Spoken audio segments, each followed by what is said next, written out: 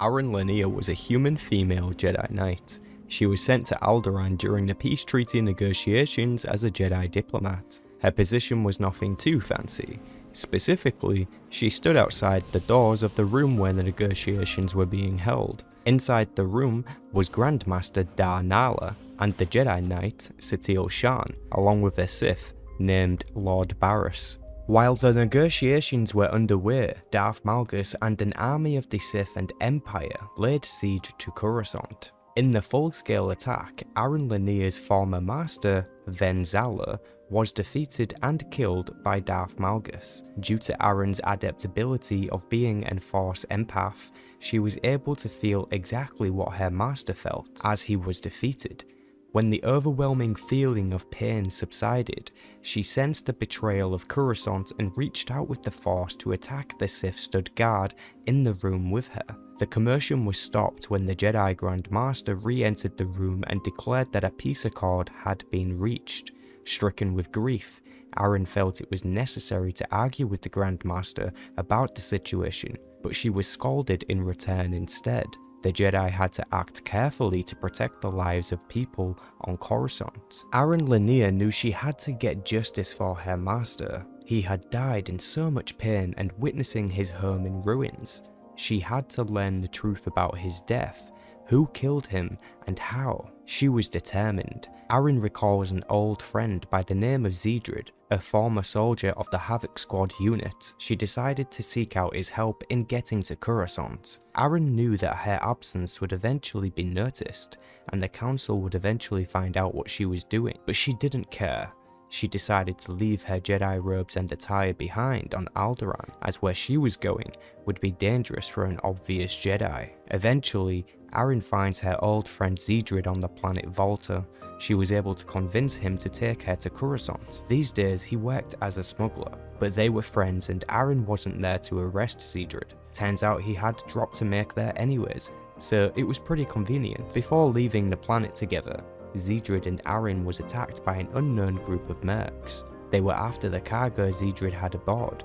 Aryn was able to easily defend against targets, while she was being careful to not appear as a Jedi. Their situation demanded that she draw her lightsaber. They managed to get away unharmed, but they could present a problem later on. Aryn and Zedrid make their way to Coruscant only to find a huge Imperial blockade. There was no way they could sneak past to the surface. After spending some time attached to the belly of a flagship, incoming shuttles were about to see them, so they had to make a break for the planet's surface or die trying. The main dreadnought of the fleet was able to lock on their ship with its tractor beam. The dreadnought hailed their ship via holo, and a Sith was on the other side. He looked pale and wrinkled. His mouth was covered with a rebreather of sorts and his hood was drawn upwards. The Sith told them to power down or be destroyed. Zedrid, Aryn's friend, told the Sith to hell with him and disconnected the holocall. Then, they activated the thrusters and forced their way out of the tractor beam. The thrusting damaged the ship. The dreadnought also fired on the ship until it was seen exploding on the surface. Aryn had already grabbed Zedrid and jumped out of the doomed ship. Together, they both plummeted towards the surface from a more than lethal altitude. Using the Force, Aryn was able to create a form of balloon underneath them, which she used all her power to focus a safe landing for them both. After a short laugh and smiling about being alive, they both made their way to the Jedi Temple to seek answers about Ven Zala's death. Eventually, Aryn and Zedrid arrive at the decimated Jedi Temple. They spend what felt like hours searching through the temple for, well, anything really. An astromech droid makes its way to Aryn from within the temple, and she is happy and surprised to see the droid intact. It was a T7 unit that used to belong to her master. The droid managed to survive the attack and even retrieved her master's lightsaber from the battlefield.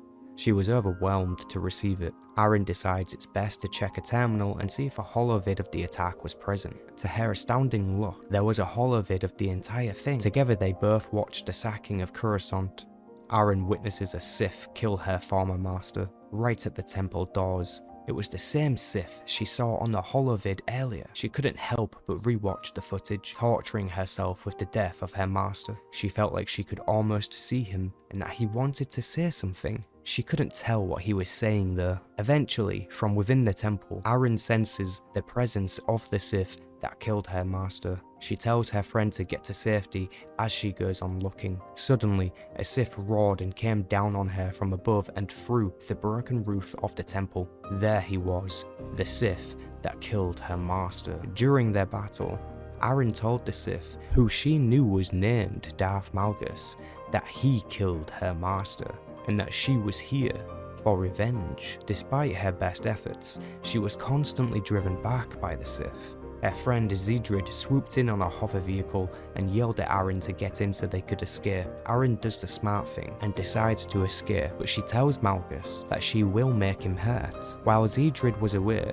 he learned of Alina Daru's location in a spaceport. He and Aryn knew of the Twi'lek from the holovid of the temple attack, though they did not yet know her name. Aryn's plan was to maybe kill the Twi'lek as revenge for what Malgus did to her master. She was still unsure, yet she knew justice must come for her master. Despite her better judgment, she leads on. Aryn was able to get T7 to make a diversion within the spaceport where Alina Daru was. This made everyone evacuate the area, leaving them free to get to Alina. Aryn makes her way to the Twi'lek, who reveals her name to her and guesses that she's here because Malgus wronged her in some way. Looking down at the Twi'lek, Aryn understood that the Twi'lek was innocent. If anything, she was a victim also. Her life must be horrible under Darth Malgus. Aryn doesn't kill the Twi'lek, but she does decide to stick around and lure Malgus in with the threat of Alina's safety. Eventually, Darth Malgus found Aryn Leneer, stood over the unconscious body of Alina Daru. She made him give safe passage out of the blockade to her friend Zedrid. Once those terms were met, she was ready to talk to Malgus. This time they faced, it was different. Aryn Leneer had realised that what her master was trying to say to her was to always be true to yourself. So she didn't approach Malgus with anger, but with peace. Peace of the past. Aryn Leneer was an incredibly formidable Jedi, yet she was no match for Darth Malgus. She was defeated in battle. Even though she lost, Malgus did not kill her. She eventually woke up to find Malgus telling her to leave the planet. Malgus told her that she had made him realize something, and that was currently worth her life. Malgus also told Aryn that the Jedi Council sold her out. They told the Sith she was coming. Her fate would be that of exile from the Order. After she safely leaves Coruscant, she seeks out her friend Zedrid, who is trying to make a new life for himself on Dantooine. On their journeys together, the two shared a kiss, so it's possible that they are now married. Yet we will have to wait and see. The story of Aryn Leneer will continue with Legacy of the Sith. We'll be sure to make another video if necessary, so make sure to subscribe to not miss a video. Thanks for watching, and I'll catch you in the next one.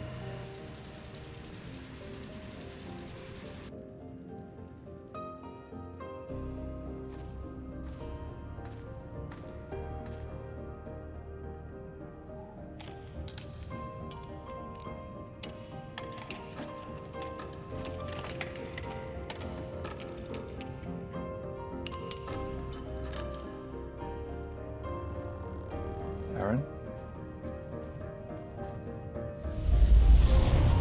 Aryn, what's wrong?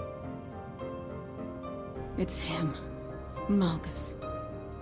Malgus? What do you mean? What about him? He's almost here.